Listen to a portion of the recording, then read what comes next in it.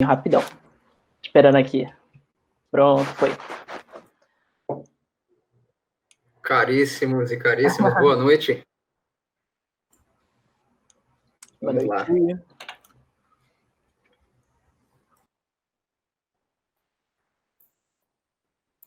Eu acho que o Daniel se perdeu no caminho, hein? Eu mandei aqui o link para ele direto para ver se ele consegue entrar. Ele foi chamar o Batman. Boa noite, gente. Boa noite para todos aqui. Boa noite, Marcelo. Bem-vindo, cara. Muito bom. Eu estava falando aqui, mas eu estava falando no mudo. Eu acho que quem nunca, né?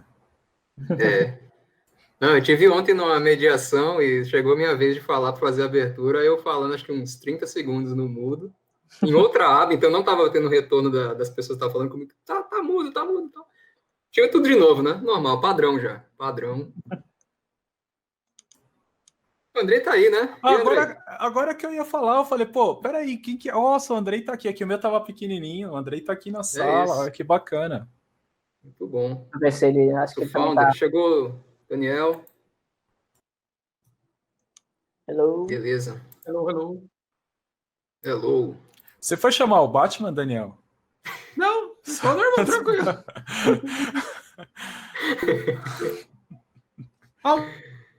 Vamos lá, gente. Boa noite a todos, sejam muito bem-vindos. A gente vai iniciar aqui o nosso meetup do AEXDA Natal, XDA capítulo Potiguar, Rio Grande do Norte. Estamos recebendo aqui convidados especiais para falar conosco sobre comunidade e cultura de design. Então, esse é o nosso capítulo e o tema de hoje, né, do nosso meetup é comunidades e cultura de design. A gente vai pensar nisso no nível local, nacional também e mundo, né? Então, a ideia é a gente tratar aqui várias abordagens que existem quando a gente fala de comunidade e cultura, e vivências também. E quando a gente fala em comunidade e cultura, a gente tem algumas referências. Tem um painel aqui que eu vou mostrando para vocês, a gente começa a associar algumas coisas, né? Então, comunidade tem a ver com eventos, com conteúdo, conhecimento também. Isso é gerado em comunidade. Cultura também é gerado em comunidade. Uma coisa leva a outra. E aí são imagens que a gente conhece muito. O XConf aqui, né? A gente tem uma empresa que conhecidíssima nossa, que é lembrada pela questão de experiência do usuário, que é o Nubank. Então, modelos de negócio relacionados à comunidade e cultura também de design. Times e organizações, aqui são imagens do Conta Azul, né, do time lá do Conta Azul também. Aqui a gente tem também uma ideia de representatividade, que também tem relação direta com comunidade e cultura. Então, esse projeto Design Negres, né, no Brasil, que é uma curadoria fantástica que foi lançada, que promove essa questão de representatividade também. E a gente tem outras iniciativas, né? A gente também tem a ideia de cultura remota ou presencial, que tem sido bastante capitaneada aí pelo Officeless, né? Eles têm promovido bastante isso, né? E outros projetos, iniciativas, né? Então, quando a gente pensa em comunidade e cultura, há muito a se dizer em relação ao design. E aí, a gente tem algumas reflexões sobre isso para fazer hoje. Uma dessas reflexões é o que a sociedade entende como design, a famosa pergunta, né? O que é design, afinal de contas, e o que os designers, nós profissionais, praticantes, pensamos e dizemos sobre a profissão. O que a gente tem a relatar sobre isso, né? Sobre o que a gente faz, sobre o que é o design, o que é esse ofício, né? Como é que está sendo difundido o conceito de experiência do usuário, que é um dos grandes construtos, um dos grandes elementos do design, né? Como é que isso é difundido aqui no Brasil? Nos eventos, naquelas imagens que a gente viu, as empresas, como é que elas retratam a experiência do usuário? Elas retratam, de fato, como ela é esperada, preconizada no design? Como é que estão as formações, os cursos, os eventos que nós fazemos, né? Isso tem difundido de maneira positiva a experiência do usuário? E quais são ou deveriam ser as práticas de design no mercado? Então, esse é outro ponto também, dentre outros, que a gente pode pensar nessas reflexões sobre comunidade e cultura de design. E tem outra pergunta que é fundamental aí, Daniel e Marcelo, que foi levantada esses dias, a gente conversando, né? Que acho que o Daniel vai precisar responder isso, mas vocês podem ficar à vontade também até o final do Meetup para fazê-lo, que é essa pergunta aqui, se o Batman ele é mesmo um super-herói, sim ou não? Se ele realmente é um herói, tá? Então, fica essa pergunta aí, que acho que é a fundamental aí para o encontro de hoje, tá? Esses são os nossos convidados. Nós temos a honra de receber Daniel Furtado, Sigo esse cara há 4 anos, desde o início do canal dele, um dos responsáveis pela criação de conteúdo audiovisual sobre design e experiência no usuário no Brasil. É um dos maiores canais que nós temos, uma grande referência, pessoa super disponível, né? Topou na hora quando a gente falou da ideia, do tema, do encontro. Então, obrigado, Daniel, pela presença. Ele é criador de conteúdo no XNow e também é designer sênior. Ele é empresário também, empreendedor na Wizen Design. E nós temos outro grande profissional, que é o Marcelo Salles, também designer sênior, trabalha atualmente no Itaú, é um dos grandes difusores, assim, divulgadores da cultura de acessibilidade. A gente está num encontro sobre comunidade e cultura, não há ninguém melhor, mais apropriado para falar do que o Marcelo Salles, né? Então, bem-vindo, Marcelo, seja muito bem-vindo nesse encontro.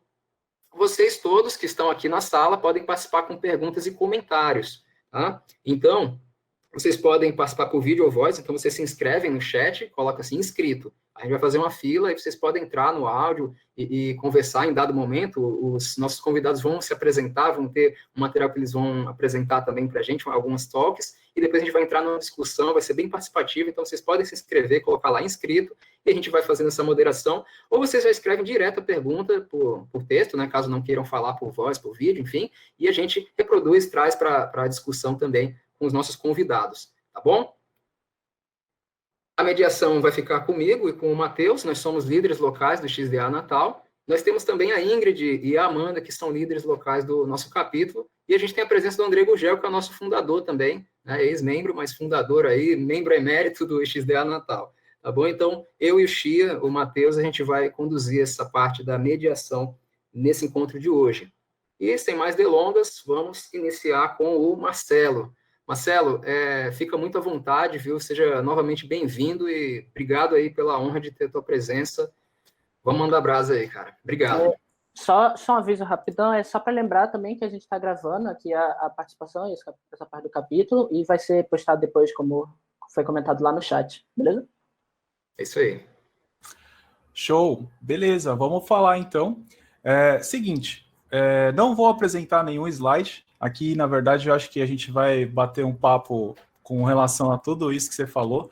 A gente já estava falando um pouquinho antes, né, com relação à questão de cultura, e quando eu falo de acessibilidade, é absolutamente tudo a ver com cultura mesmo. A gente tem que levar isso em consideração demais, porque a ausência de produtos digitais com acessibilidade e inclusão, pensamento em acessibilidade e inclusão, vem justamente pela falta de cultura, porque as pessoas estão pensando muito na questão técnica, como eu faço, né, o que eu preciso fazer, ou atender compliance ali, questões jurídicas. Na verdade, é muito além disso.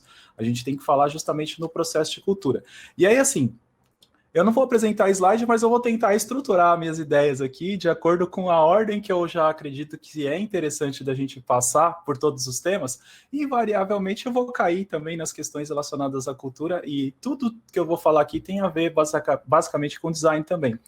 Primeiro ponto que a gente tem que desmistificar, quando a gente fala de acessibilidade, o que é acessibilidade? Porque quando você fala na palavra acessibilidade, a maioria absoluta das pessoas ainda associa algo com algo específico relacionado a pessoas com algum tipo de deficiência.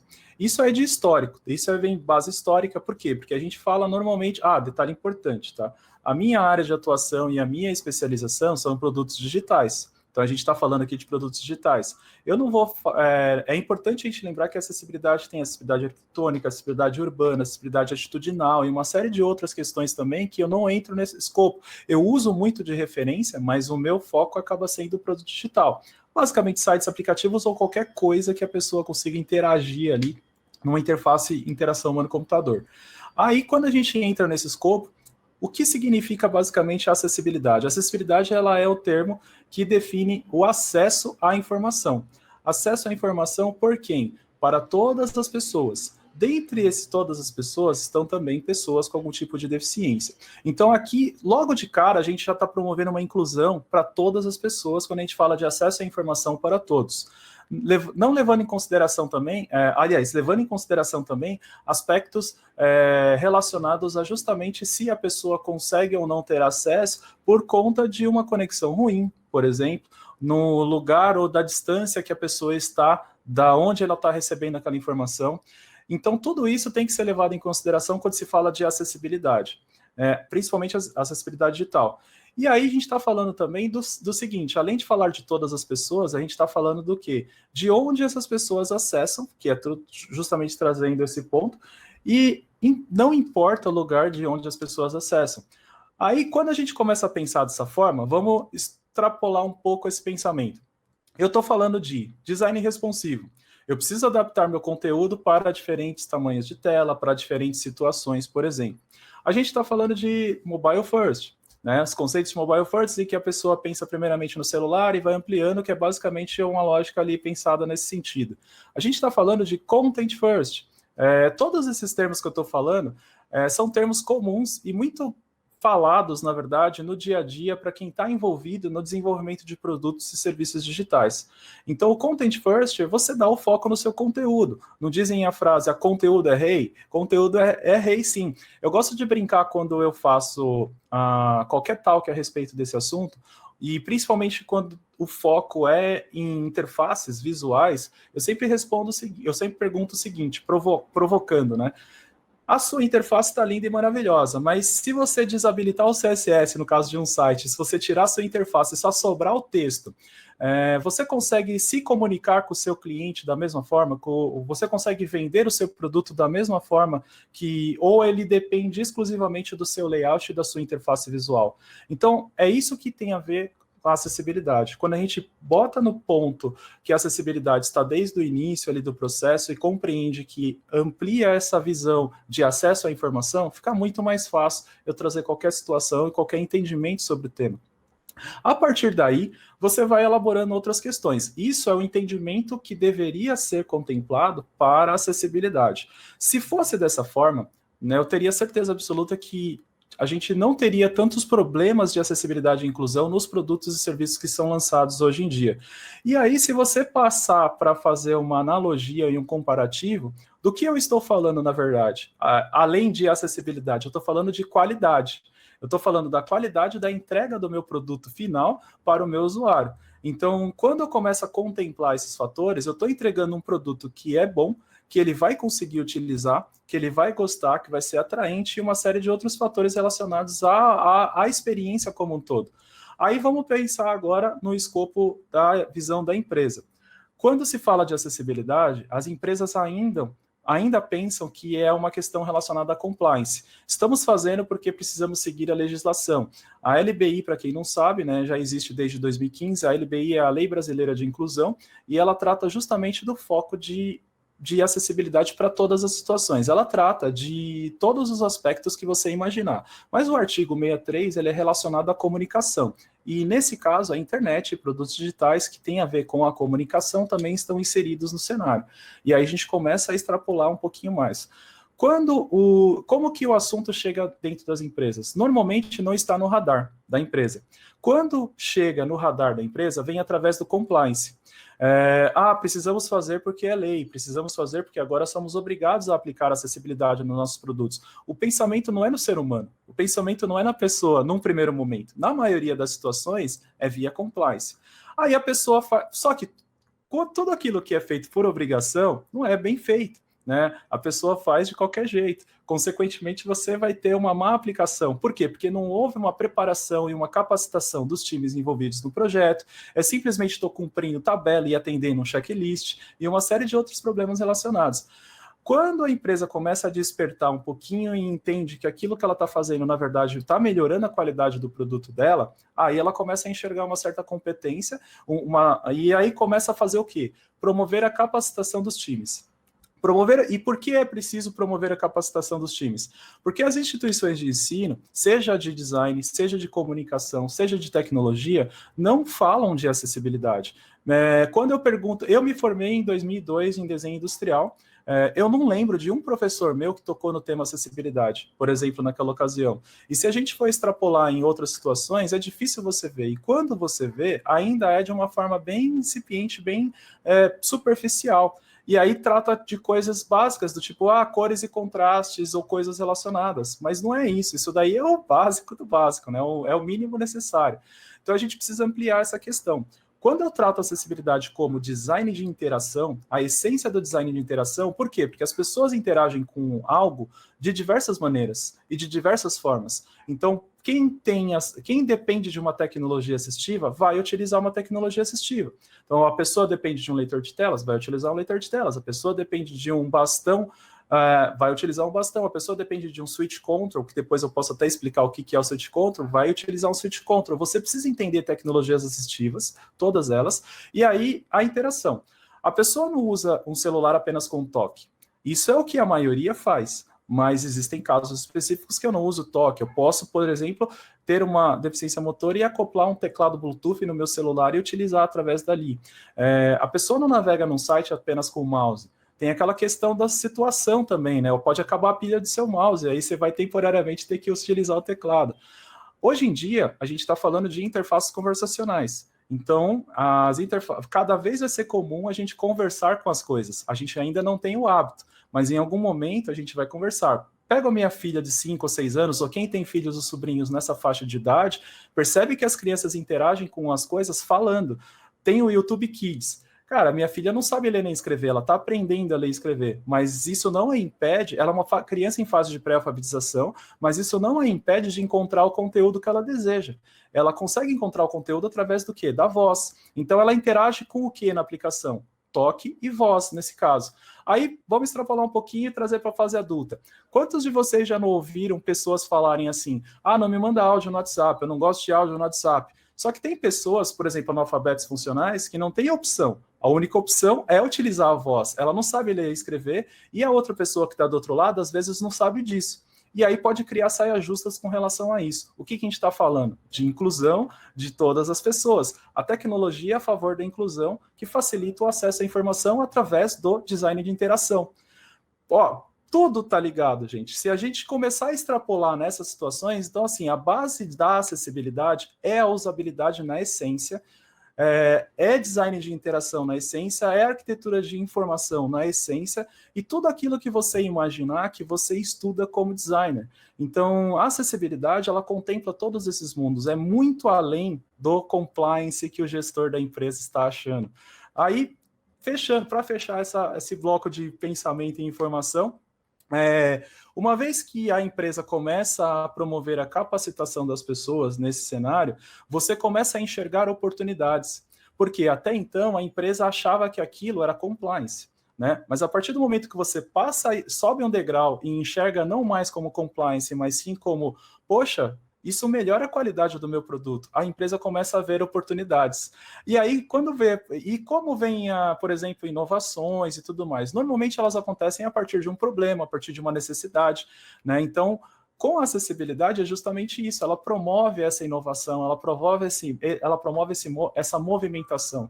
A partir daí, você chega no estágio da competitividade. Porque a acessibilidade, ela está promovendo o acesso à informação para todas as pessoas, independentemente do lugar que ela esteja consumindo esse conteúdo.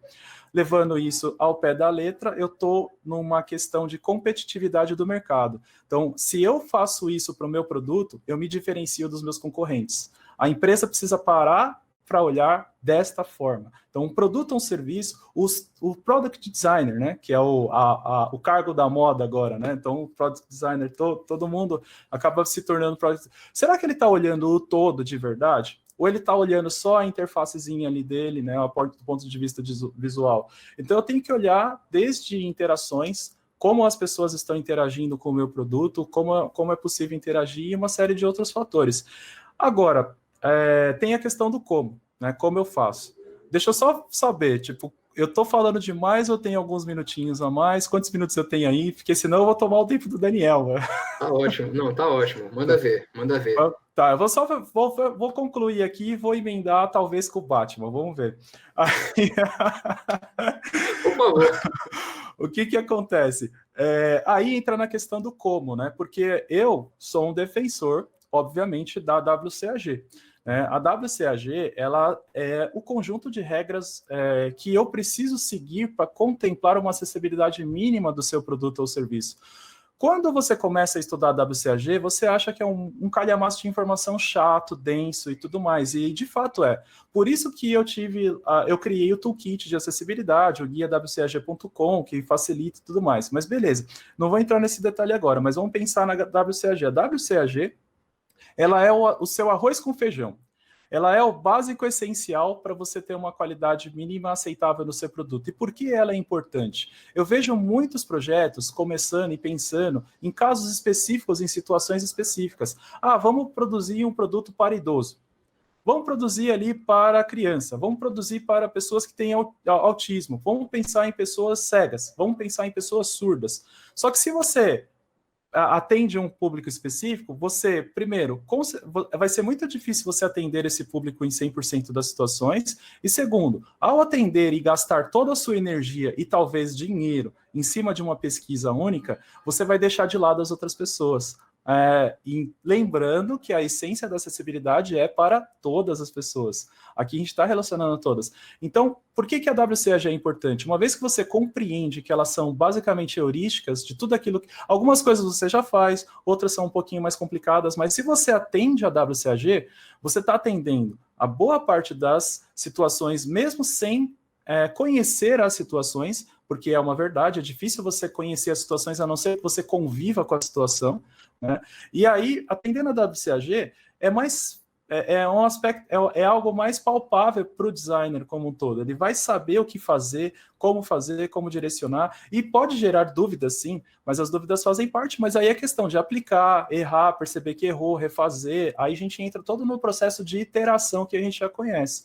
Mas a WCAG é fundamental por isso, porque eu posso correr, se eu atender um público específico, eu posso correr o risco de esquecer de outro. Então, o que eu digo sempre com relação à acessibilidade? Se você está começando a entender o tema, aplique a WCAG, tenta compreender o máximo possível dela, porque ali você vai garantir uma acessibilidade mínima aceitável do seu produto para a maior parte das pessoas. A partir do momento que você fez o arroz com feijão, o básico, aí é hora de você trabalhar em casos específicos e situações específicas. O meu produto, pelo que eu percebi, através de métricas, etc., talvez seja mais direcionado para esse público, ou eu tenho certeza para quem é o meu produto. Aí você vai fazer focus groups, você vai fazer pesquisa, você vai investir o dinheiro naquele foco. Mas o que eu fiz anteriormente? Eu já fiz a minha base, eu já estruturei a minha base. O problema é que para estruturar essa base também exige um conhecimento. Todas as áreas têm que ser envolvidas, não é só o designer, é a área de tecnologia, eu preciso ter uma área de qualidade de testes fundamental no processo. A área de marketing precisa se envolver, por quê? O meu produto vai ser lançado no mercado. Como que o meu cliente vai saber que o meu produto foi lançado? Através de comunicação. Como vai ser feita essa comunicação? Através de um e-mail marketing, através de um vídeo, através de qualquer outro tipo de situação. Então, eu preciso fazer com que todas essas mídias, esses canais de comunicações também sejam inclusivos e acessíveis, porque se não for, eu já não estou atendendo a ponta do processo. Então, aí o designer não é só cores e contrastes, é tamanhos de áreas clicáveis, é tamanhos de textos, responsividade dos elementos, como os elementos se comportam em telas menores e maiores. O aspecto visual importa, mas muito além do aspecto visual, tem o aspecto aural, né? Pense nas pessoas que não enxergam a tela, que ouvem a informação. Como as pessoas estão ouvindo a informação que você está produzindo apenas do aspecto visual, né? Então, semântica do código é essencial. Na tela pode ser um botão. Eu uso esse exemplo. Eu posso desenhar um botão, e esse botão, tecnicamente falando, eu posso usar a tag button do HTML ou um href mesmo, que seria um HTML, que faz diferença. Mas aí, o que acontece? Visualmente eu tenho um botão. Só que para que serve esse botão? A gente tem a essência, o botão é para executar uma determinada função na tela, ou ligar ou desligar alguma coisa. Um link, normalmente, é feito para se navegar entre as telas. O que eu estou dizendo com isso? A importância da semântica. Quando o usuário ouve a informação, se ele ouve que é um botão, ou se ele ouve que é um link, e ele não está vendo a interface, para ele faz totalmente a diferença. Então, o designer, ele precisa entender e compreender também esses aspectos aurais das telas que ele está criando de forma visual. Então, ou seja, É muita coisa, muita informação. Por fim, eu gosto de dizer que o gestor também tem culpa, porque o gestor ele é fundamental para cobrar as pessoas disso e dar autonomia para o time. Alguém tem que mandar. E a área de negócios, né, para fechar. A área de negócios, ele tem que enxergar que aquilo que ele está fazendo não é compliance, aquilo que ele está fazendo, ele é melhoria de qualidade. E por que negócios? Normalmente os POs em times ágeis vêm de negócios. Então o PO é responsável por criar os definition of dones, criar os definition of reds, né, priorizar as atividades. E se o PO não fizer isso de forma adequada e promover esse tipo de estímulo por times, você não vai conseguir evoluir no seu cenário de aplicar acessibilidade aos seus produtos. Consequentemente, você vai deixar de atender uma parcela das pessoas. Associando tudo isso com a cultura, né, a gente tem a questão fundamental que diversidade, inclusão e acessibilidade são 3 temas que caminham em estradas paralelas, com uma linha muito tênue entre eles. Não são a mesma coisa, mas eles caminham juntos. Então, quando a gente está promovendo a maior acessibilidade ou maior utilização do meu produto para todas as pessoas, eu estou promovendo uma inclusão maior de pessoas, inclusive na tecnologia. Hoje em dia, quantos tutoriais que vocês já viram lançando no Twitter aí, de sobrinhos e filhos criando um tutorial de como usar o programa tal, e mandando lá para o avô e para a avó. Será que esse produto, se ele fosse bom o suficiente, precisaria de um tutorial de fato? Né? Se ele fosse simples de usar o suficiente, ele precisaria de um tutorial de fato? A gente tem que se questionar isso. As coisas que eu crio, se precisam de manuais, enquanto elas estão precisando de manuais, a gente está falhando talvez na comunicação ali do produto ou serviço. Então, diversidade, inclusão e acessibilidade, elas caminham juntos. Quando você vai fazer um mero formulário, um formulário de cadastro, o formulário, tecnicamente, ele tem que ser bom, ele tem que ser utilizável por qualquer tipo de tecnologia assistiva, e quando a gente coloca campos ali do gênero, será que aí começa a entrar nos processos de inclusão, diversidade? Então, ou seja, são linhas muito tênues que em determinado momento da criação do seu produto, elas vão se juntar, né? E aí junta o aspecto final. Agora eu prometo que é a última parte mesmo, porque eu já estou falando demais, que é a questão das pessoas envolvidas no projeto. Né? Tipo, eu preciso ter um time diversificado, eu preciso ter um time com todos os tipos de características possíveis, justamente para eu não deixar de pensar em alguma situação específica. Quando eu conseguir ter isso, um time de fato diversificado, trabalhando em conjunto comigo, trocando ideias ali, justamente para promover essa inclusão, eu vou conseguir, de uma forma muito mais simples, seja aplicar tecnicamente coisas no meu produto, seja trocar ideia, inclusive, com os meus gestores, para mostrar que aquilo precisa ser disponibilizado para todas as pessoas. E aí, uma coisa fundamental, eu ouço direto nas talks que eu vou fazer em todos os lugares, assim, vamos contratar o cego ali para trabalhar com a acessibilidade do meu projeto. Começou errado. Primeiro que uma pessoa com deficiência não é automaticamente um especialista em acessibilidade. Isso não a torna especialista em acessibilidade. Ela tem a visão dela como usuário, né, mas ela não é especialista em acessibilidade, é diferente, você precisa diferenciar. Segundo ponto, será que a pessoa cega gostaria de trabalhar com acessibilidade? A gente precisa saber se as pessoas querem, as pessoas têm que trabalhar e fazer aquilo que elas querem, né? Então cabe ao gestor também ter essas definições, justamente para cobrar isso do time e dar essa autonomia para o time e fazer com que você tenha um ambiente de fato agradável, porque o ambiente também reflete na qualidade do produto que você está entregando. Fechando tudo isso tem a ver com cultura. Eu tentei encaixar o Batman de alguma forma, mas a única coisa que eu vou conseguir fazer vai ser chamar o Batman aqui usando o bate-sinal. Eu não vou conseguir encaixar ele na fala de alguma forma, mas é isso, assim, o processo tudo que eu falei agora é um processo cultural, não é um botão liga e desliga.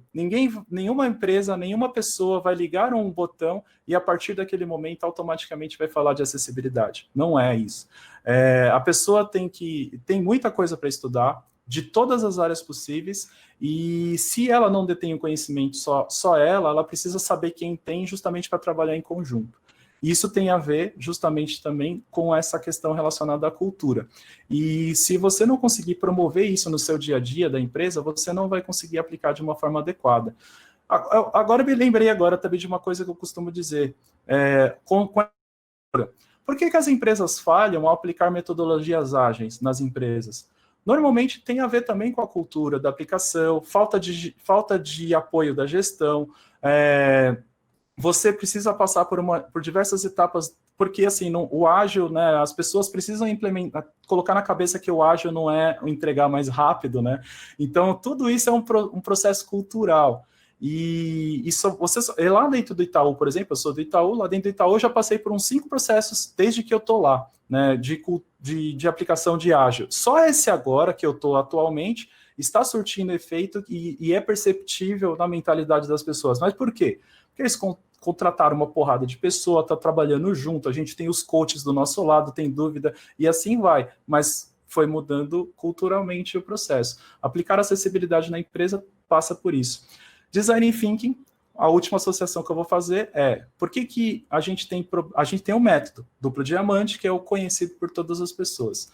Aí, por que acaba sendo difícil em diversas situações e por que a gente tem muitos produtos que precisam de refatorações? Porque a maioria absoluta das pessoas estão no segundo diamante, estão fazendo e estão entregando. Pouquíssimas pessoas estão no research, né? A gente está com diversos eventos falando de pesquisa, falando de tudo mais, e a gente precisa meio que equalizar essa balança aí, tendo mais pessoas pesquisando, e justamente para a gente ter uma entrega com qualidade melhor. Enquanto eu não tiver isso, enquanto eu estiver pendendo mais para a entrega do que o research e a pesquisa, a gente vai ter produtos sendo entregues com uma acessibilidade não adequada. E aí você junta também de novo o processo cultural, enfim. Citei várias referências, citei várias coisas, mas o objetivo era mostrar que tudo está relacionado à cultura, tudo está relacionado naquilo que você está entregando e a qualidade final vai refletir isso. É isso. Ufa!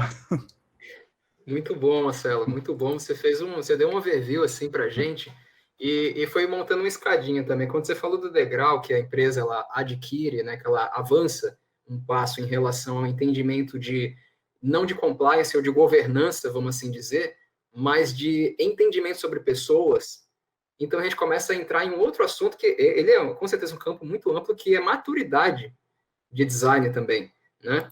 E aí é interessante, porque nessa maturidade, aí vem o elemento oportunidade que você mencionou, e nessa oportunidade ela surge do quê? Da necessidade que a gente identifica, que essa empresa, que esse time identifica, porque está mais ligado a uma comunidade, ou seja, percebe-se melhor as comunidades, e aquilo acaba alterando de uma forma significativa a cultura, né? Então é bem interessante ver que essas coisas de fato andam juntas, embora cada uma tenha a sua própria definição, mas elas andam juntas, elas andam de maneira paralela, né? A questão de competitividade também, um dado talvez defasado meu, em função dos trabalhos que a gente faz lá na UFRN com surdos, mas a gente tem cerca de 10 milhões de surdos, pessoal.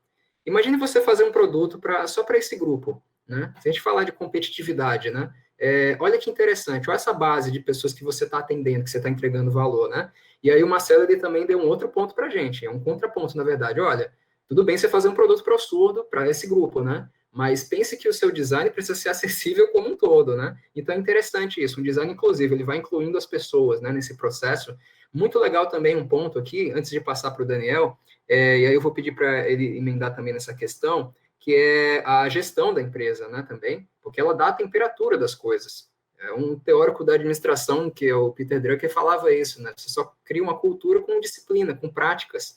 Essas práticas vão acontecendo, né? Alguém vai liderando isso, né? E aí o designer ele acaba tendo que entender esse processo todo, né? O Marcelo falou isso. O designer vai ter que entender das pessoas de tecnologia qual é o impacto daquele projeto dele para o pessoal de tecnologia, né? Para o pessoal que vai publicizar aquele produto também. Eu lembro que lá no César de Recife o pessoal mostrou uma propaganda sobre acessibilidade que ela foi questionada pelo público, né?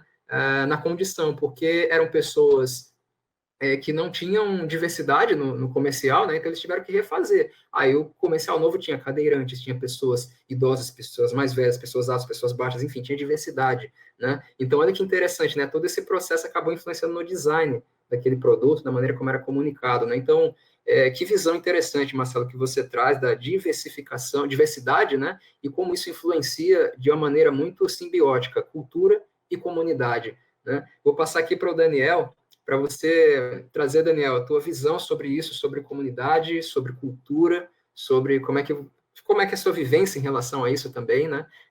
Fala para a gente aí sobre esse tema aí na tua perspectiva. Muito legal. E também a minha visão sobre o Batman. Então, também Com certeza. Não pode deixar isso de lado. Eu vou compartilhar uma tela só porque tem algumas frases de cliente. É uma coisa rápida. É super rápida, mas é mais para poder pegar umas frasezinhas. Massa. Enquanto você está procurando aí, só dá boas-vindas aí para o Lucas Hirata, que acabou de entrar aí. Inclusive, teve um episódio dele sobre interface conversacional, né? E o Marcelo estava falando sobre isso, né? O Hirata achei bem interessante essa questão de interação das crianças, né? É bacana, né? A gente tem essas tecnologias agora, né? Fazer só um comentário. O vídeo dele com o Daniel ficou fantástico aí. É um dos top 10 ali. Eu adorei. O Hirata é um cara divertidíssimo. Eu adorei falar com ele. É uma daquelas pessoas... E aí tem a ver com esse assunto de comunidade, que é desses novos amigos que a gente faz por causa das comunidades. Então, eu acho que isso é a primeira coisa e é uma coisa sensacional. Que todos vocês que estão aqui, a gente se conheceu por causa do design, desde o Andrei até o Marcelo, até o André, que eu já queria ter conhecido várias vezes, o Hirata, que estava aí, já caiu e voltou, e a gente acha que só a internet no Brasil que é ruim, mas nos Estados Unidos também, pelo visto. Então, mas a gente aprende muito com um monte de gente, e a gente tem que estar disposto a aprender com um monte de gente. Então, eu acho que isso daí também é uma coisa muito legal. Eu vou dar um share aqui na minha tela, juro que é rápido, tá, gente? A tela inteira, a segunda tela, e é uma...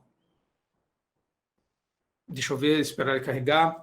É uma conversa curta a respeito de ativismo na hora da gente falar de design, porque pensando nas perguntas, o que a sociedade entende como design, o que os designers pensam e dizem sobre a profissão, como está sendo difundido o conceito de UX no Brasil e quais são ou deveriam ser as práticas de design no mercado, essa é uma apresentação a respeito do ativismo. Então, não do ativismo... eu sou ativista em outros tipos de luta, mas eu sou ativista do próprio design. Então, como que eu posso ser um designer que atua de maneira mais ativa? E aí tem duas coisas interessantes a respeito dessa conversa.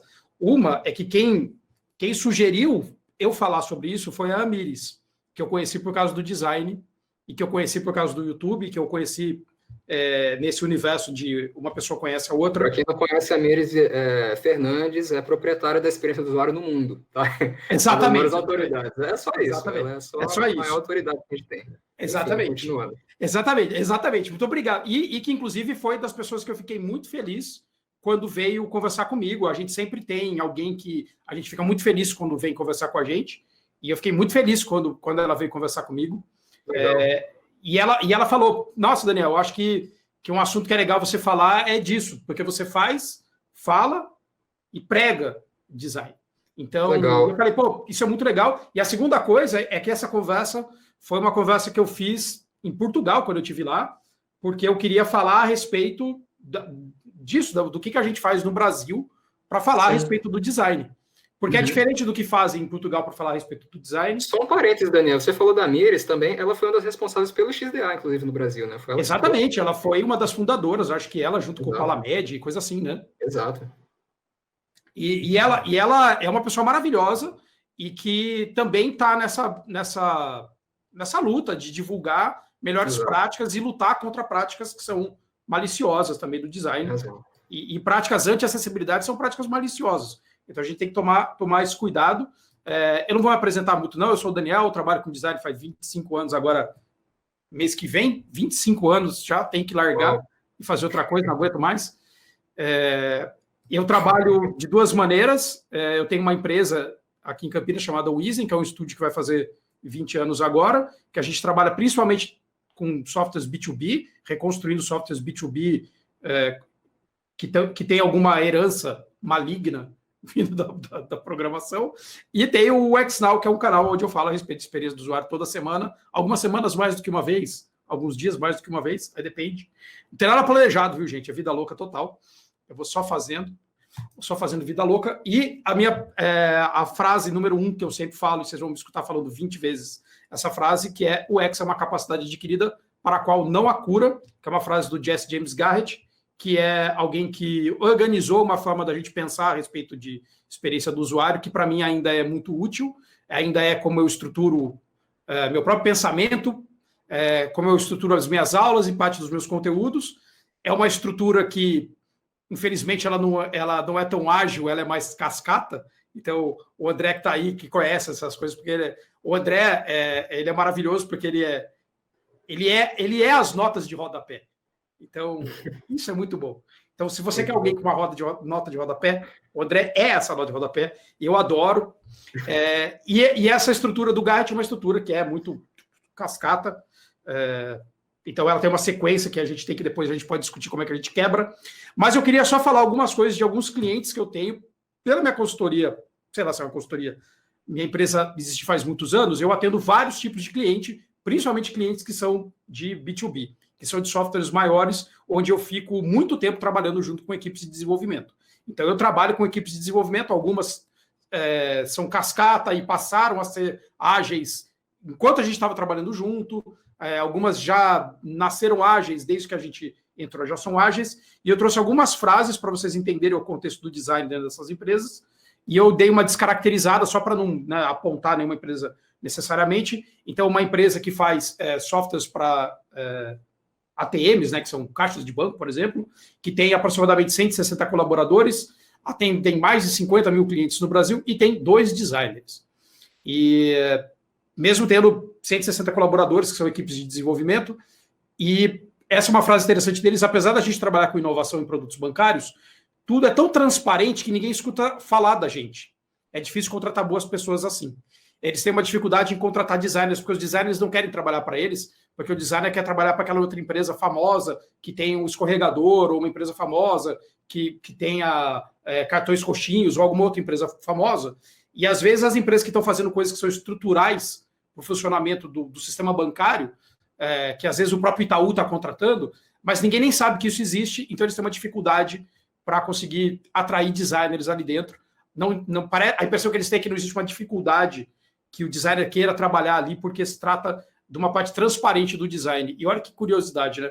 A gente podia estar trabalhando nessa parte que também é transparente, mas às vezes a gente só quer louro, só quer estourar rojão, enquanto tem tanto API, tanta coisa aí para a gente trabalhar. Isso é muito legal. Essa é uma empresa da área de saúde que a gente nosso cliente mais amado, eu brinco, porque a gente está trabalhando junto faz muito tempo, e é uma empresa que tem um RP de saúde usado por várias santas casas e hospitais beneficentes, que tem hoje em dia, eu acho que tem mais do que 160 colaboradores. Dani, eles têm um Daniel, designer. Traduz aí RP para a galera que está migrando. Boa. Muito obrigado. Aliás, me puxe se eu falar alguma palavra doida. Um RP é um software de gestão. Então, esse é um software de gestão de hospitais. E o software de gestão de hospitais, ele é usado por uma parcela de tipos de pessoas, desde pessoas que são médicos a pessoas que são enfermeiras, pessoas que são diretores de hospital. Então, várias pessoas interagem com esse software para poder... Atividades meio, né? Tanto atividades finais da empresa quanto atividades meio, né? Lá na UFRN, para quem é de Natal aqui, o SIGA, por exemplo, né? Ele é um RP, né? Ele é como se fosse um ERP. Né? Muito legal. E é interessante porque quando a gente está mexendo com RPs, a gente depois pode conversar disso porque é uma coisa engraçada. Ele é muito vindo da tecnologia. As pessoas que construíram os RPs que a gente usa hoje, subtraindo SAP, TOTO, Salesforce, que são monstros, inclusive monstros do design, os RPs menores são construídos por equipes de desenvolvedores e desenvolvedoras que aprendem dentro de uma faculdade de desenvolvimento alguma prática interessante, aprenderam na década de 90, construíram algum tipo.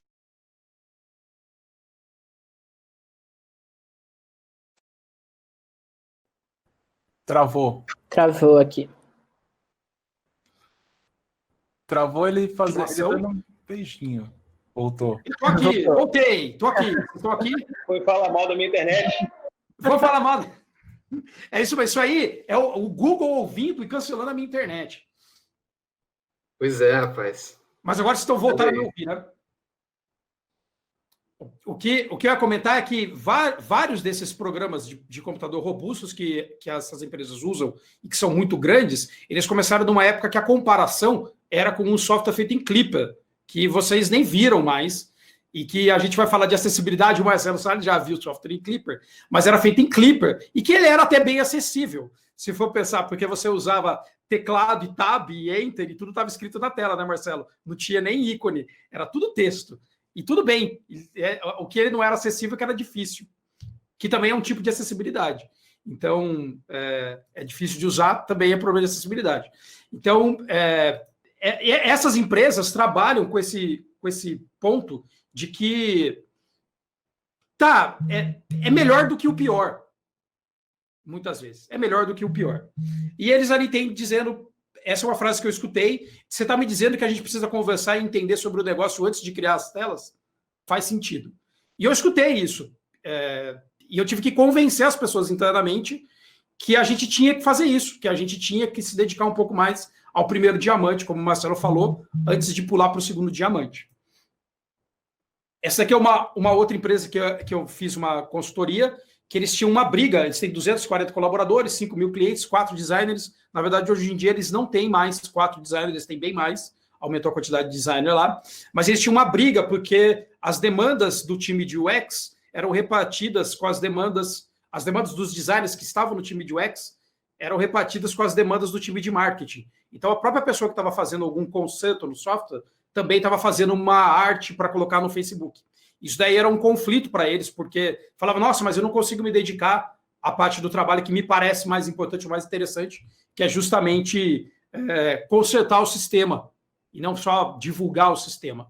Então, é um jeito de pensar isso também. E uma empresa enorme aqui de Campinas, que trabalha com software faz 30 anos, pelo menos, e que eles tinham pelo menos 300 clientes e 4 designers. E esse eu fazia um papel interessante lá, que era o papel de explicar para o cliente sobre o que estava sendo feito pela equipe de desenvolvimento, porque eles não conseguiam aprovar as coisas, porque eles não conseguiam explicar design. Então, não só eles não conseguiam fazer o design, como eles tinham dificuldade para explicar.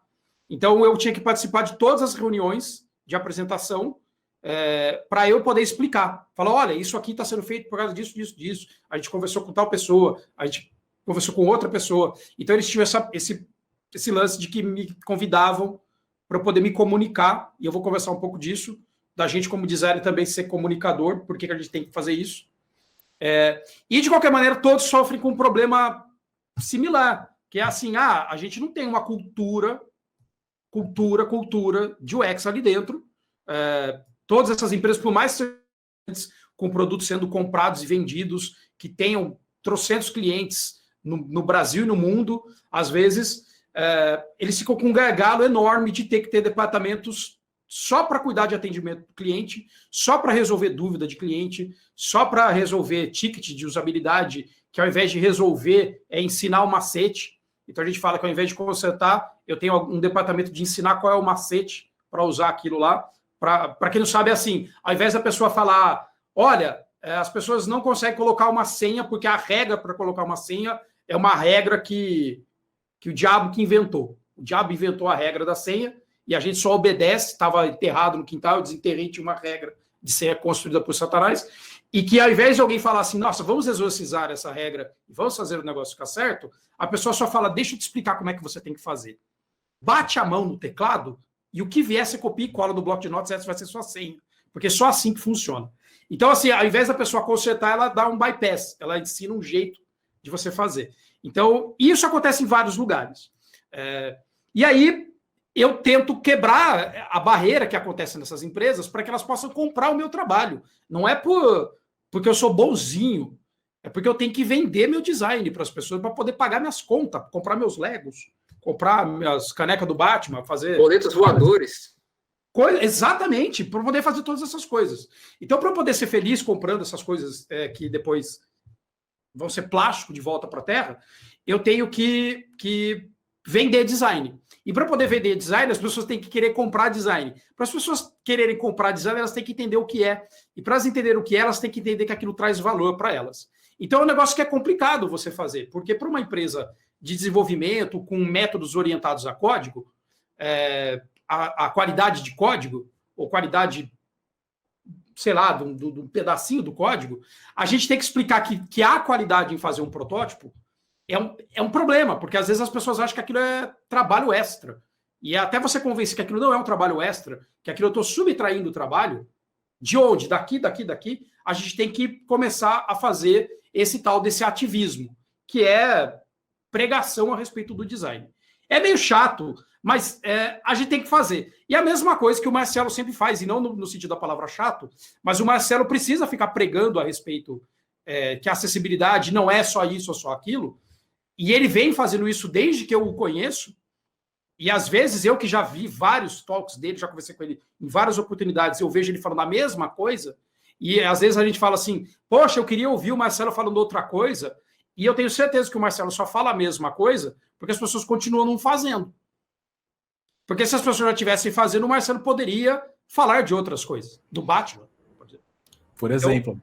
Por exemplo. Então ele tem que falar a mesma coisa porque é muito difícil entender.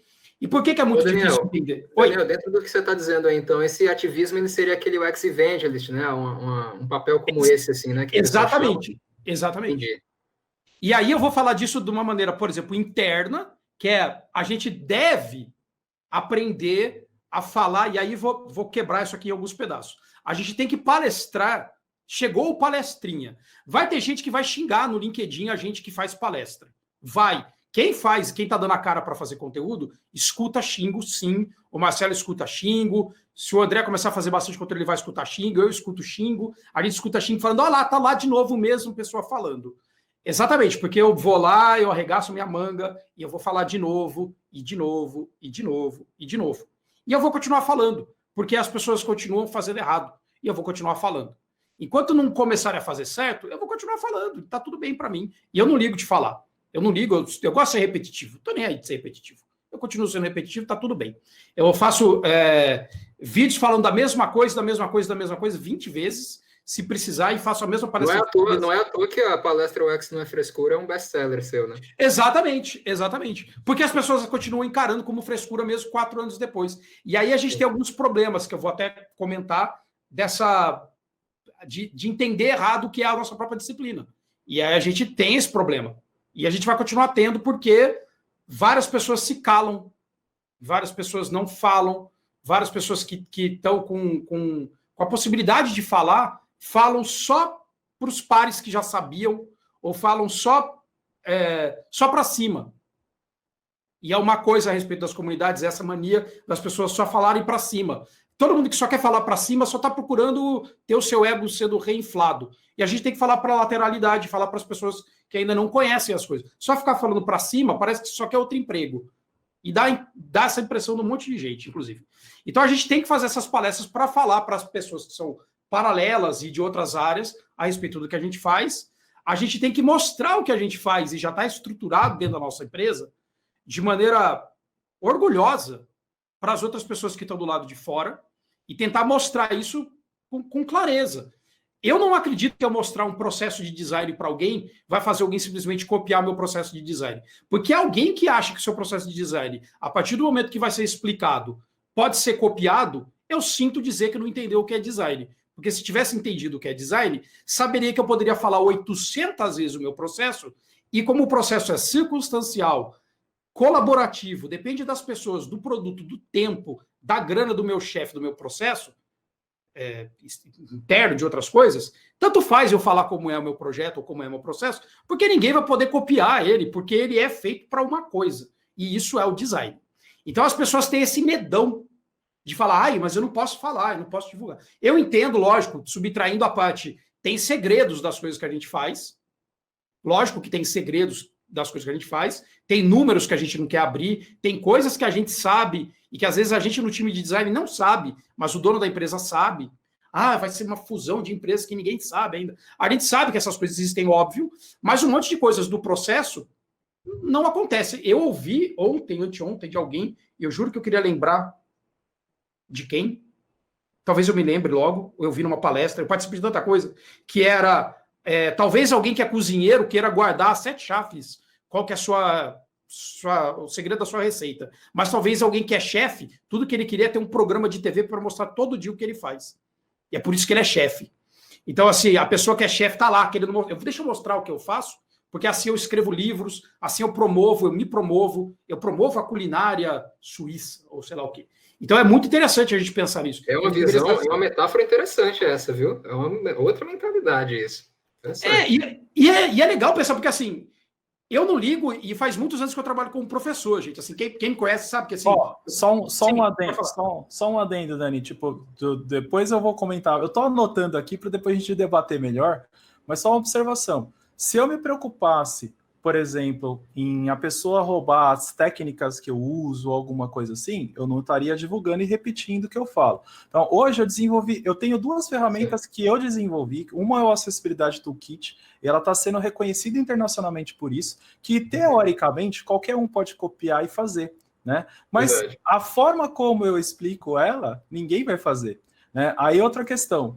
Eu acabei de pegar um material interno e vou divulgar daqui 3 semanas um modelo de uma planilha de análise heurística com foco em acessibilidade. Daqui 3 semanas eu lanço, mas eu já publiquei na Mergo e eu estou lançando pouquinho em pouquinho para as pessoas. O pessoal pergunta, cara, patenteia isso, né? Tipo, não, primeiro, não preciso patentear porque está aberto. Eu faço questão de deixar aberto no GitHub para as pessoas pegarem mesmo, né? Sim. Só que assim, a forma como eu transmito a informação não vai ser igual à forma que a outra pessoa vai transmitir. Então, o que importa, na verdade, o conteúdo, ele precisa ser disseminado. Agora, o que vai impactar é a forma... eu gosto de fazer analogia. Quantos professores vocês conhecem que têm um conhecimento do caramba, mas não tem didática nenhuma para transmitir o conhecimento? Se a gente tem essa facilidade de transmitir esse conhecimento, vamos usar essa facilidade para fazer com que as pessoas compreendam melhor esse cenário. É isso. Exatamente. Exatamente. E a gente tem que pensar que quando a gente se compromete com... Eu vou usar uma palavra que, né, com cuidado, mas quando a gente se compromete com a verdade, a gente, às vezes, consegue atingir as coisas. Às vezes, a gente não consegue. Às vezes, a gente não consegue. Mas as pessoas continuam, por desentendimento de como funciona design, a usarem o design como... Você rezar para o deus da aviação, aquela história polinésia, sabe? Tipo, eu vou rezar para o avião, quem sabe assim eu ganho comida, porque eu não sei o que é. Então a gente começa a copiar os ritos dos outros sem entender o que está acontecendo. Então é importante que assim a gente crie um blog de design nosso, que a gente fale como aqui funciona, mas não para ser pretencioso, que é uma outra coisa. Então, assim, você não está fazendo isso para ser pretencioso ou pretenciosa. Você está fazendo isso porque você quer tornar claro o que está acontecendo. É lógico que você não vai falar... até a Vanessa citou a questão do molho especial, que hoje você pode comprar à parte e que várias pessoas podem comprar à parte o molho do McDonald's, ou você pode ter o seu molho especial que você talvez não conte para ninguém. Eu nem acredito que é isso. Não é o molho especial que faz a coisa ser especial. O molho especial é uma das coisas que faz a coisa ser especial. Se você acha que é só um molho especial, pega guardanapo, põe molho do McDonald's e come e vê se é a mesma coisa que comer um Big Mac. Não é. Então, assim, um guardanapo recheado de molho especial do McDonald's não faz um Big Mac. Então, aquela carne vagabunda lá não faz, ou qualquer outra, não vai fazer. Então, o que vai fazer dar essa liga é justamente a engrenagem estar fluida, receber lubrificação, conseguir funcionar, ter óleo, ter um monte de coisa para funcionar. E a gente tem que fazer isso internamente. E eu acredito muito que a gente podendo divulgar isso para dentro da empresa, a gente faz as pessoas serem mais patrocinadores das coisas que o design pode promover dentro da empresa. Então, se dentro da empresa, se você não pode falar para fora de alguma coisa, mas você pode falar para dentro da empresa, pelo menos você promove. Aí tem só um pequeno parênteses que algumas pessoas não se interessam pelo design igual a gente que é designer se interessa. Assim como algumas pessoas não se interessam como é feito o macarrão à carbonara. Se interessa pelo sabor do macarrão à carbonara e não pelo processo de fazer um macarrão à carbonara. Então, assim, eu posso não ter interesse nenhum naquilo, mas eu tenho interesse no produto final. Então, algumas pessoas têm interesse no produto final que o design entrega. Por exemplo, boas experiências. Por exemplo, menos reclamações. Por exemplo, o que você quiser. Então, algumas pessoas têm interesse nisso. Quando a gente começa a perceber quais são essas outras pessoas e o que elas se interessam, e você poder falar assim, olha, a gente pode fazer assim, assim, assado, e eu não ligo de emprestar para você meu processo que, sei lá, que o Alan Cooper desenvolveu. Eu não ligo de emprestar isso para o marketing. Eu não ligo de emprestar isso, até como... Eu também não ligo de pegar emprestado do marketing alguma coisa. Então, eu não ligo de pegar emprestado as coisas. E a gente está nessa para pegar emprestado, para trocar figurinhas. Então, a gente tem que fazer tudo isso daí. E eu gosto de brincar que se tudo isso falhar, aí você também pode fazer um canal de YouTube sobre isso. Porque se você fala assim, mano, gente, eu estou falhando nessa situação. Se eu estou falhando, faz um canal de YouTube, então. Tem um monte de canal de YouTube. Todo mundo pode fazer um canal de YouTube. O Hirata vai fazer canal de YouTube. O Marcelo já teve canal de YouTube e vai voltar a ter canal de YouTube. O André vai fazer canal de YouTube. Andrei, que está aqui, tem canal de YouTube. A Miris, quando eu conversava com ela, ela não tinha canal de YouTube. Agora ela tem. Eu posso colocar até nas referências que ela tem um canal de YouTube. Então eu acho muito legal que as pessoas façam isso, porque, brincadeira à parte, quando você começa quando você começa, ou você decide que você quer falar abertamente dessas coisas em público, vão acontecer dois fenômenos. Algumas pessoas vão te detestar, porque você está contando o segredo do molho especial delas, e elas têm medo de perder a profissão. E de novo, é só alguém que não entendeu a profissão. Só isso, eu sou um inocente. Muita vaidade, né, nesse processo. A vaidade. E algumas pessoas vão te amar, porque elas vão entender uma profissão. E aí, como consequência disso, quem sabe os produtos ficam melhores para todos. Então, se o Marcelo tivesse medo que alguém copiasse melhoria de acessibilidade, por que ele ia acreditar na acessibilidade? Ele só acredita que isso vai funcionar porque ele não acredita só que os produtos do Itaú têm que ser acessíveis. Ele acredita que os produtos do Santander também têm que ser acessíveis, porque alguém que ele conhece, que ele ama e que ele gosta, vai usar um produto do Santander. Ele não pode forçar a pessoa a usar um produto do Itaú, porque ele trabalha lá. Alguém vai usar o do Santander. E ele tem que acreditar que aquele alguém do Santander vai usar boas práticas de acessibilidade. Porque ele tem que acreditar nisso, porque senão ele não estaria fazendo o trabalho dele. Então, eu tenho que acreditar que, olha, se eu conversar com usuários de produtos e tentar, ou que serão usuários de produto, e eu conversando com eles, eu vou entender mais propriamente quais são os problemas que ele está tentando resolver com o meu produto, e assim eu posso otimizar o meu produto para ele. Se eu não acreditar nisso, ninguém na sua organização vai acreditar nisso. Então, não é uma questão que tem que acreditar é a pessoa. Exatamente. Eu tenho que acreditar que o meu trabalho está fazendo. Então, quando eu escuto, às vezes, alguém falar, o próprio Alan Cooper fala assim, eu, como designer, não deveria estar tendo que discutir ou comprovar o meu ROI, porque eu tenho que acreditar no meu próprio ROI. Eu acredito no que eu estou fazendo. Assim como o engenheiro não tem que acreditar que ele... Não, eu tenho que acreditar que essa ponte não vai cair por causa do meu cálculo. Sabe? Eu acredito que o meu trabalho vai ter sentido. Então, eu acredito. E eu vou ter que mostrar numericamente, porque aquela pessoa não está no mesmo... Ele não ora para o mesmo Deus que eu, Alan Cooper, Dona Norma. Então, assim, ele está vendo outros números, e eu vou ter que ler Kotler para falar com aquela pessoa. Eu vou ter que ler Peter Drucker para falar com aquela pessoa. Só, interessante. Isso é uma coisa que é interessante, porque, assim, se eu falar assim, eu leio o modelo de pensamento deles também para poder falar, olha, como é o seu modelo de pensamento, para eu poder pegar emprestado, e eu leio de tudo quanto é coisa. Então, assim, eu acho que a gente tem que fazer esse tipo de coisa. Eu coloquei alguns lugares para a gente poder se inspirar. Então, eu peguei algumas publicações de time de design. Algumas vão mostrar coisas que são extremamente exclusivas daquele time de design, talvez não faça sentido no resto.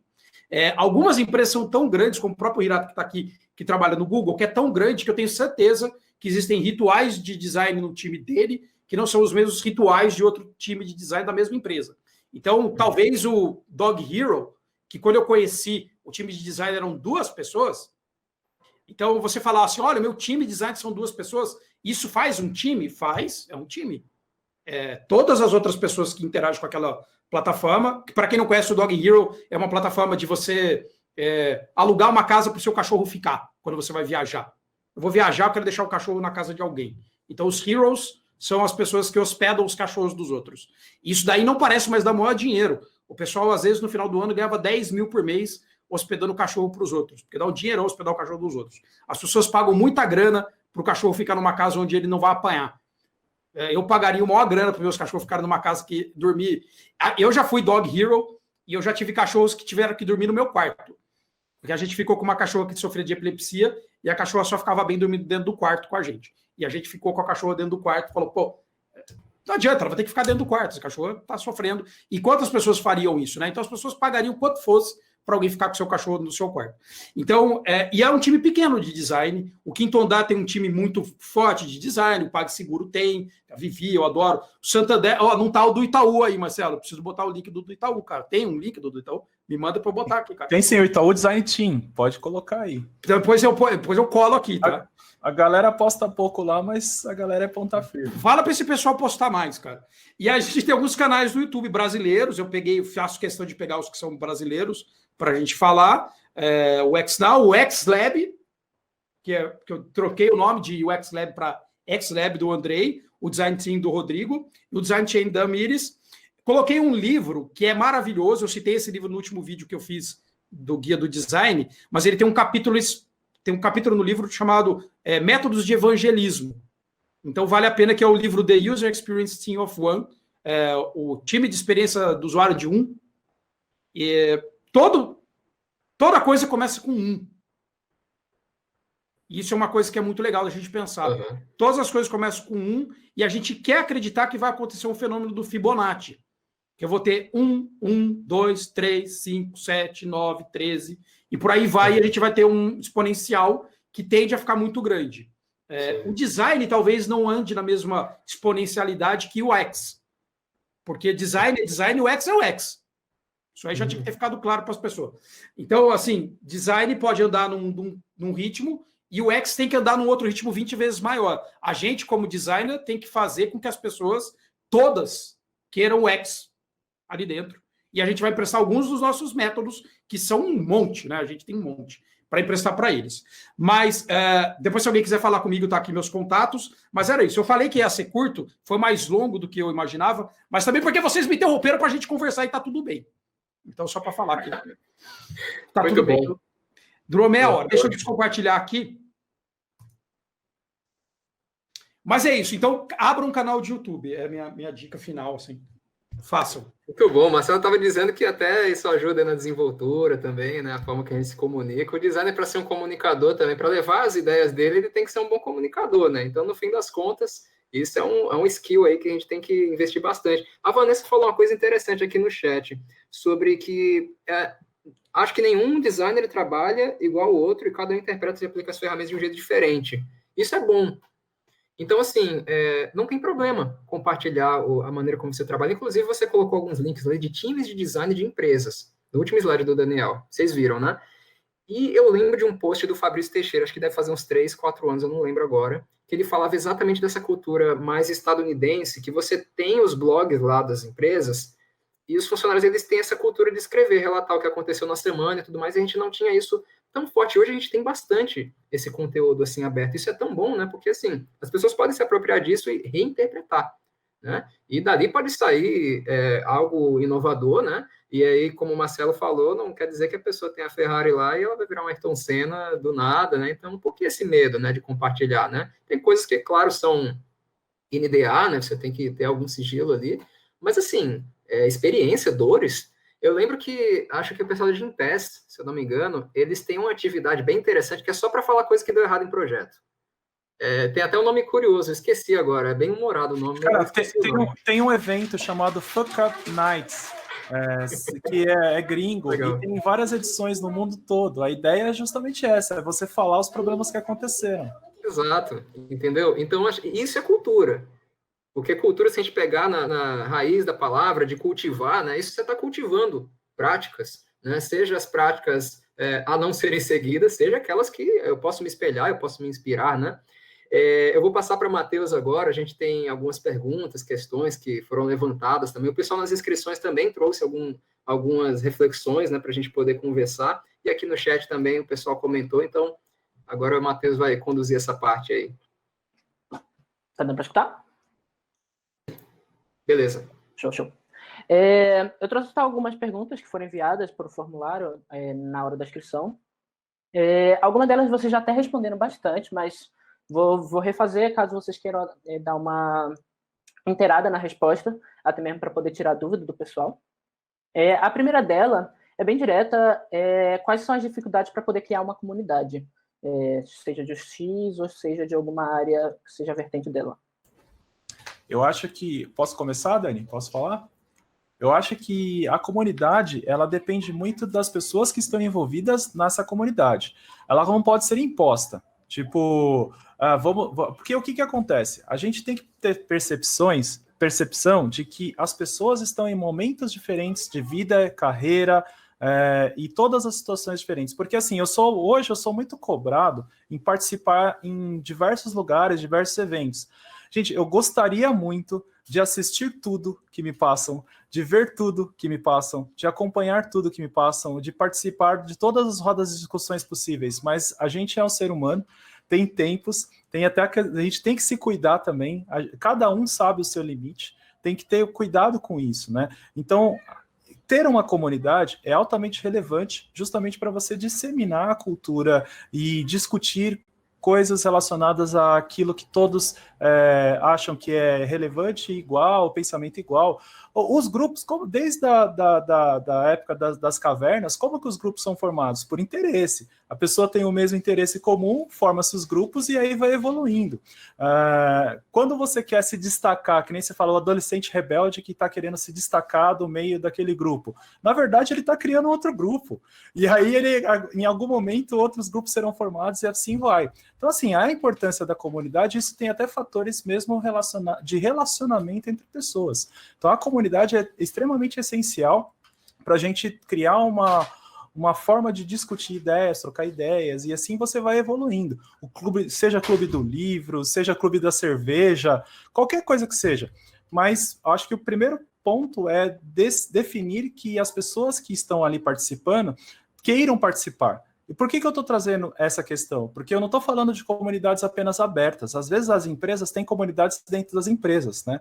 E o que acontece? Você cria comunidades dentro da empresa, só que o funcionário que está lá, ele não quer participar da comunidade. Mas ele acaba participando porque ele vai pensar assim, puta, meu gestor ele vai achar estranho se eu não participar da comunidade ali, e aí eu preciso estar junto com o grupo e tal. E isso acontece em empresas também, tá? Então a gente tem que sempre, para a comunidade dar certo, todos têm que estar com o mesmo pensamento, mas ao mesmo tempo todos têm que estar engajados e às vezes começa em 2, 3 pessoas e vai crescendo. E lembrar dos momentos diferentes, porque uma pessoa pode querer a mesma coisa que a outra, mas não naquele momento. Uma pessoa quer agora, a outra pessoa quer fazer daqui 2 anos. Então, vocês estão ali com a mesma ideia, mas um está lá na frente e outro está aqui atrás. Então, acho que isso também explica um pouco porque as comunidades falham e por que as comunidades morrem, tá? Tipo, tem um pouco a ver com isso também. Eu gosto de pensar também que, de novo, essa questão de para que lado você está apontando essa coisa da comunidade. Então, quando eu penso por que eu resolvi que eu ia falar sobre isso e que hoje eu entendo que eu entendo que eu faço parte de uma comunidade muito grande. Se eu tivesse que falar só da comunidade do XNow, porque tem muita gente, nossa, é muita gente, assim, tipo, tem muita gente tanto no YouTube, muita gente no meu LinkedIn, muita gente no meu Instagram, muita gente conversa comigo no WhatsApp. Todas essas coisas, elas não têm mais limitação de crescimento. Então a gente fica, só que a nossa mente tem limitações de crescimento. Então, a nossa mente não sabe lidar com tanta gente quanto as coisas possibilitam que a gente lide. Então, eu tenho comunidade de alunos, etc. Mas eu sempre vejo as pessoas que eu converso como algumas comunidades. Então, apesar de ser uma grande comunidade, a grande comunidade também é composta por pequenas comunidades. Então, por exemplo, o XDA, que é uma comunidade que, quando começou em Campinas em 2011, a gente estava lá, eu estava lá presente no primeiro dia, quando falaram que ia começar, e quando eu penso como que ele começou aqui, e que foi um negócio ele veio da área da computação, então a computação trouxe aquela discussão para cá, porque a discussão de interação humano-computador estava acontecendo dentro da computação, na Unicamp, então era uma comunidade das pessoas da Unicamp que estavam discutindo aquilo, e que quando aquilo abriu, eles já estavam conversando entre si antes de ter o capítulo, lógico. Ninguém chegou do nada e falou, nunca ouvi falar, vou abrir um capítulo do XDA do meio do nada. Já tinha acontecido algum proto-capítulo, assim. Então, já era uma discussão de dentro da Unicamp, e que quando eles abriram para outras empresas de fora, minha empresa, outras empresas, outros institutos. E foi um negócio legal, porque começou a criar uma mistureba naquela sopa primordial que tinha ali, de outras pessoas, trazendo outros temperos, que se organizaram, que eu conheci outras pessoas, que eu tive outras ideias, que eu vi coisas que eu fiquei fascinado, chocado por bem, sabe? Tipo, fiquei amiga, amada, tô passada com essa situação. E eu achei aquilo maravilhoso. E a gente tem que ter um bolo de um assunto comum, acessibilidade, e depois você começar a ver o que é que tem de outros nichos, acessibilidade no mercado digital, como o próprio Marcelo falou, acessibilidade para coisas de banco, acessibilidade para coisas da cidade. E eu acho que no design, o design, como ele é muito transversal para tudo quanto é lado, a gente só falar de design é grande demais para a gente conseguir formar comunidades.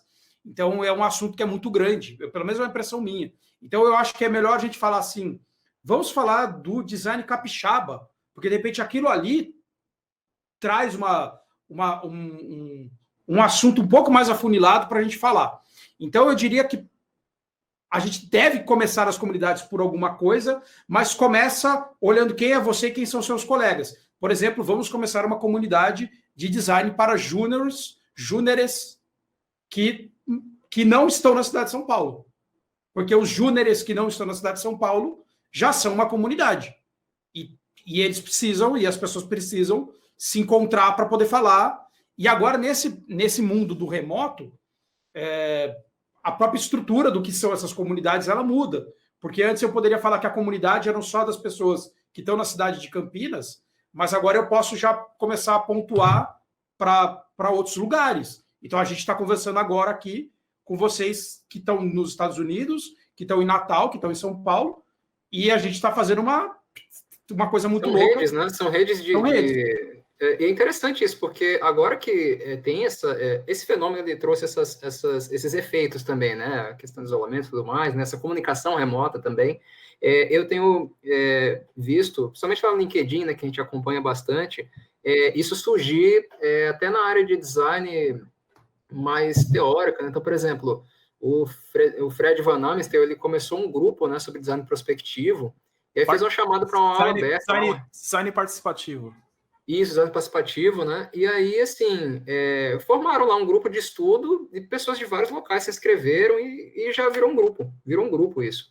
Né? Então, as pessoas estão criando essas agendas, isso é interessante, sabe? Essa questão do online trazer também essa construção de redes, né? Esse ponto, só trazendo um paralelo que eu ouvindo o Daniel falar, me lembrou um negócio agora. Eu lembrei de um negócio agora, né? Lá do Itaú, o time de CX são, acho que quase 110 pessoas, aproximadamente isso. E aí a gente tem as guildas, né? Essas guildas foram formadas no começo do ano e hoje já são 18 assuntos diferentes de guildas. Então, por exemplo, eu sou líder da guilda de acessibilidade. Imagina, ninguém ia adivinhar, né? Que eu ia ser líder da guilda de acessibilidade. Aí você tem a guilda de visual, você tem a guilda de intraempreendedorismo, você tem a guilda de NPS, e aí vai indo. São todos assuntos que, de certa forma, estão relacionados com design, mas ali... Aí, em algum momento, né, o nosso superintendente, o Alex, ele pediu para que a gente identificasse pontos de relacionamento. Sabe o que é engraçado? Na hora que eu fui começar a identificar pontos de relacionamento com as guildas, cara, eu vi que a acessibilidade, eu vou ter que me relacionar com todo mundo. Porque eu vou ter que falar ali... É claro que aí eu priorizei. Falei assim, bom, vamos priorizar. Então, o primeiro ponto, o primeiro contato que eu já tive, inclusive, é a guilda de acessibilidade junto com a guilda de usabilidade. E o que a gente pode trabalhar em conjunto ali. Então, eu vou indo. Mas é justamente isso que vocês estão falando, que o Dani falou. Então, às vezes, você tem pequenos grupos, e eu acho que é muito mais interessante você trabalhar com um foco, porque o design vamos fazer uma guilda uma comunidade de design. Porra. Vamos falar do quê, né? Enfim, que é o mesmo problema de UX, né? Porque quando a gente fala assim, se eu vou falar de UX, ela vira um universo que é um universo complexo também de você fatiar. Qual é a parte da UX que a gente vai falar, né? Tem que ter uma definição, não uma clareza também, né? Uma agenda. Eu acho que entra muito nessa questão de agenda, né? Quando o Marcelo até citou isso, né? Ele falou, olha, tem pessoas que têm um pensamento comum, elas não pensam igual. Né? Elas têm um pensamento em comum, orientado a um determinado assunto, uma área, e aí elas têm agendas para isso. E essa agenda, por exemplo, é a situação que ele falou. Olha, tem uma pessoa que ela tem a mentalidade para isso para agora e tem outra para daqui a 2 anos. Né? Então, Acho que é a construção de agendas, nessa convergência de agendas aí que acaba constituindo talvez as comunidades, né? Não sei. Não sei se isso é uma resposta, talvez seja uma reflexão mais interessante sobre isso, né? Tudo que envolve o ser humano é complicado. É difícil, porque tudo que envolve relacionamento. Quando vocês falaram quando o Dani falou de comunicação, eu fui anotando lá para falar, porque assim, a gente se comunica desde quando é bebê. Se você não chorar, a sua mãe não vai te dar comida. Ela fala se você não se comunicar, se você não saber se apresentar, como que você vai arrumar um namorado ou um namorado, né, do decorrer da sua vida? Então, você tem que trabalhar a sua questão de comunicação, e esse relacionamento entre pessoas é fundamental. E o designer que não lida com pessoas e não sabe fazer isso, se torna um pouquinho mais complicado, porque o cara vai ficar isolado do mundo, mas, poxa, o designer bebe de referências, né? Bebe de conversas, bebe de interpretações humanas, né? Eu preciso entender o comportamento de outras pessoas. E como eu vou fazer isso se eu ficar isolado? Então a gente precisa... Verdade. Inclusive tem um episódio eu não sei se é do Design Team, mas é o Rodrigo, ele falando isso, né? Falando da carreira. Ah, não, são vocês dois, Daniel. Vocês dois falando sobre isso, sobre carreira e tal. Vocês gravaram um vídeo sobre, eu lembro que ele falou que no início ele era bem introspectivo e tal, e depois ele foi desenvolvendo essa comunicação também, né? Ele percebeu que o design é isso mesmo, né? Tinha que interagir com as pessoas, né? Então isso é interessante também, né? Não tem como a gente ficar só numa bolha ali do design, né? E tem uma frase do Norman que diz algo assim, que o design é um ato de comunicação, e todo ato de comunicação depende de você entender quem são as pessoas que você está se comunicando. Então, a gente tem que ter um entendimento das pessoas que a gente se comunica para poder se comunicar melhor. E isso tem muito a ver com o designer que fala, mas meu projeto não foi aprovado, eu não consigo mostrar o valor. Sim. Mas você tá entendendo com quem você está se comunicando, o que aquela pessoa precisa ouvir? Olha só. Você está entendendo que uma coisa é o que a coisa é, outra coisa são as inúmeras explicações para aquele fenômeno. O fenômeno, sim, ele é. E aí tem várias explicações para o mesmo fenômeno. Alguém pode achar que um raio caindo é um deus, alguém pode achar que um raio caindo é azar, alguém pode achar que um raio caindo é fricção das nuvens, alguém pode... E a brincadeira é o que uma nuvem acha quando ela olha para a gente e vê o formato das pessoas, né? Olha aí, aquele ali tem formato de idiota. Então, o que a nuvem acha, sabe? Tipo, o que a gente sabe daquela pessoa que quer... quanto tempo eu tenho? O que eu tenho que fazer? E aí vem um papel também muito bom da comunidade. Porque quando a gente tem... quando a gente tem esses encontros que a gente está fazendo agora, a gente coloca para fora um monte de coisa que está com a gente. Então... eu acho que a gente tem que ter vários desses encontros, assim, sempre que possível, até para manter a sanidade, porque a sanidade também é o despejo. Então, eu preciso fazer despejos. Ainda mais agora, né? Ainda mais agora que a gente está em casa. Eu me comunico com 100 pessoas todo dia, gente. Todo dia. Não é 100 pessoas mais do que isso. E aí, Matheus? Mutado. Bora lá para a segunda, acontece. Vocês falaram bastante sobre essa questão de se levantar a bandeira para divulgar o design, disseminar tanto os conhecimentos quanto a cultura, e também nessa questão do ativismo da área. Sendo que acontece que muitas vezes, por conta desse ativismo, por conta dessa divulgação, aí podem acabar também surgindo distorções, ou pessoas que vendem um conceito, ou uma fórmula mágica, como se aquilo fosse design. Sendo que também foi debatido que isso não é só um conjunto de regras, acaba que para cada pessoa é diferente. Então, a segunda pergunta que veio é como agir de forma ética para esclarecer esses pontos, ou seja, a disseminação e do conhecimento da cultura, estabelecer uma cultura de estudo e compartilhamento saudável na comunidade em geral e valorizar adequadamente o design. Eu acho que, para começar, a gente precisa tratar as pessoas como pessoas profissionais, todos são profissionais, independentemente do seu nível hierárquico da carreira. Então, pode ser um estagiário, pode ser um júnior, pleno, sênior, diretor, cara, não importa. É uma pessoa que está ali por trás e tem uma história por trás. Recentemente eu participei, não vou me alongar muito nesse assunto, mas eu participava de uma comunidade do mercado financeiro agora no WhatsApp, e eu saí essa semana de lá porque... cara, já tinha algumas coisas que não estavam legais, de repente surgiu um comentário lá em que a pessoa insultou um dos produtos, e, poxa, quem trabalha no produto estava lá dentro da comunidade. Eu acho que existem formas e formas de você lidar com essas situações, e se a gente está trabalhando com uma comunidade, pensando na questão ética, né, e justamente falando de ética no design, principalmente, a gente tem que pensar a respeito também no comportamento. Eu lembro que eu vi um meme uma vez, eu não lembro exatamente do meme, tá, gente? E era uma brincadeira mesmo, mas eu achei interessante que era assim, a menina falou assim, você quer sair comigo? Então me chama para ir no restaurante pela primeira vez, porque primeiro eu preciso ver como que você trata o garçom. Aí era mais ou menos alguma coisa parecida com isso, mas eu acho que é muito a ver com essa questão. Tipo, ser ético não é da boca para fora, né? Ser ético envolve diversos fatores e desde o seu comportamento como pessoa mesmo, né? Então eu acho que eu me preocupo muito com isso. Eu me preocupo com a reputação, principalmente hoje, em que eu, de certa forma, formo opiniões, né? Sou, de certa forma, formador em opiniões em algumas situações, eu preciso me preocupar com isso. Eu preciso me preocupar como essa mensagem está sendo recebida.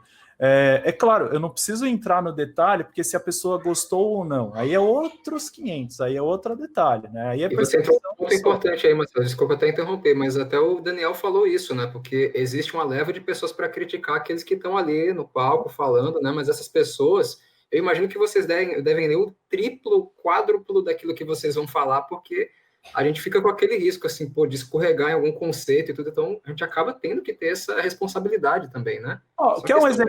Quer um exemplo legal? Eu sempre divulguei, eu sempre fiz meu trabalho, eu sempre vou em palestras, quando eu ia presencialmente, né, usando as minhas camisetas dos meus projetos.